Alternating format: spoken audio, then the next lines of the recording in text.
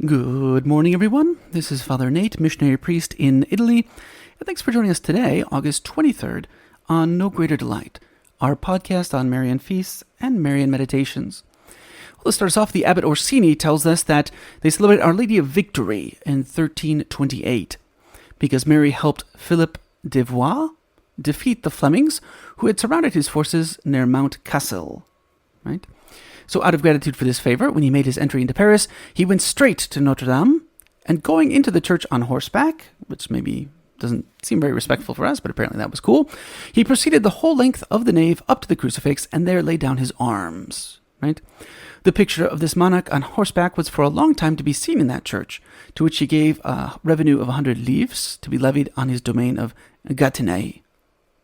Awesome. On this day as well, they celebrate the Madonna di Guadalupe in Santo Stefano di Aveto in Genova, Liguria, Italy. This is a replica of the image of the Mexican Our Lady of Guadalupe, and it was crowned in 1987 on this day. So the feast is generally celebrated the Sunday after August 15th or 16th, so the Sunday after the Assumption. Interestingly enough, too, we're going to have some interreligious dialogue here. They celebrate Panagia Katholiki in Kremasti Rhodes in the South Aegean in Greece. This is on the west side of Rhodes, a Greek island near the coast of Turkey. The town of Kremasti is known for its beach, the Valley of Butterflies, and the Church of the Assumption, right? It was hand-built by the faithful in 1960, near the site of two earlier Orthodox churches. Starting on August 15th, the Feast of the Assumption, and culminating on August 23rd, today, they celebrate the Feast of the Panagia Katholiki, the Universal All-Holy One. Pilgrims converge on this Kremasti, this town, from islands all around Rhodes, with many traditions. They sell things. And then on August 23rd, today, naval officers carry the Virgin's image in procession. It's really interesting because it's a semicircular icon from the 1400s, which depicts the Virgin Mother holding the child in an ancient frontal pose between angels. It's said that it replicated an original image, right? After the mural in the church was deteriorated, right? That was the 1839 church, right? And so that is what we are celebrating today in the Marian world on August 23rd. For today's Marian meditation, taken from the book by Father Ildefonso Villar, we start with meditation 68, entitled Mary and the Death of Jesus. This first point, which is rather lengthy, is entitled The Last Words.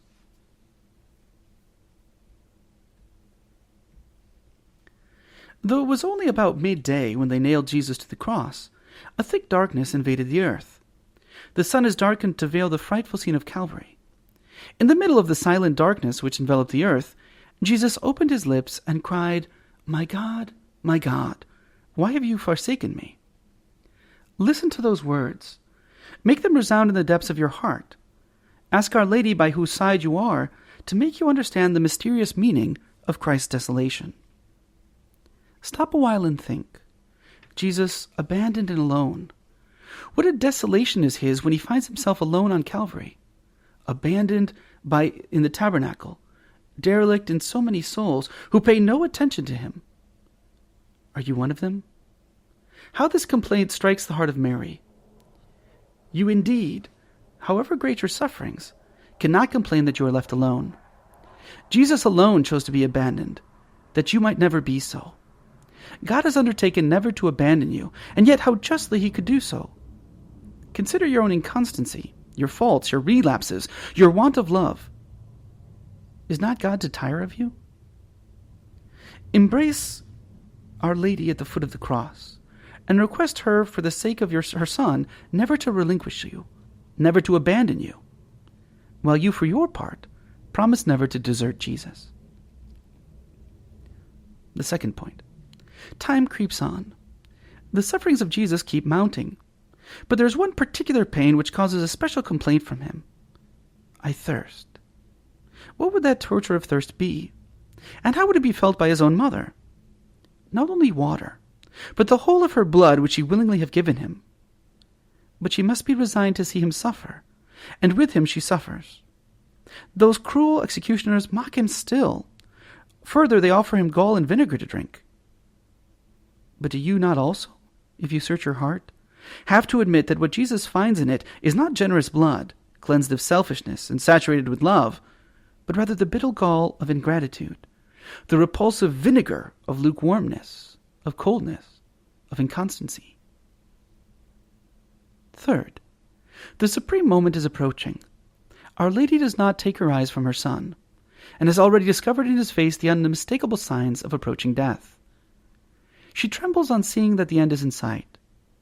Then she sees Jesus painfully raise his eyes for the last time and exclaim, "It is accomplished." And then, with a paramount effort, he exclaims, "Father, into your hands I commend my spirit." Divine Word. If all the words of Jesus were carved in the heart of his mother, how would these magnificent last ones remain engraved on it? The Master had ended his teachings with a sublime lecture that closed the book of his life. What happiness to be able to render our soul to God by saying, "It is accomplished." Whatever you commissioned me to achieve in this world, whatever you wanted from me, that which you had a right to expect from my soul, in one word, all my obligations, I have fulfilled them. I have burnt my life till the end, in your service, for your glory. Why should it not be so with all of us? Ask Our Lady to teach you how to spend your life in this manner, how to wind up your career in this way, so that at the end of it, without shame or remorse, you may, through the hands of Mary, place your spirit in God's hands.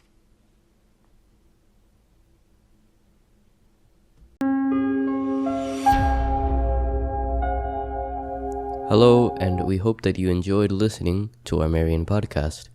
In the spirit of Saint Bernard of Clairvaux, we say to you that there is no greater delight than to spread the devotion of Our Lady. We hope you share these sentiments and encourage you greatly to share with a loved one. Know that you are always in our prayers, and we ask that you keep us in yours. God bless.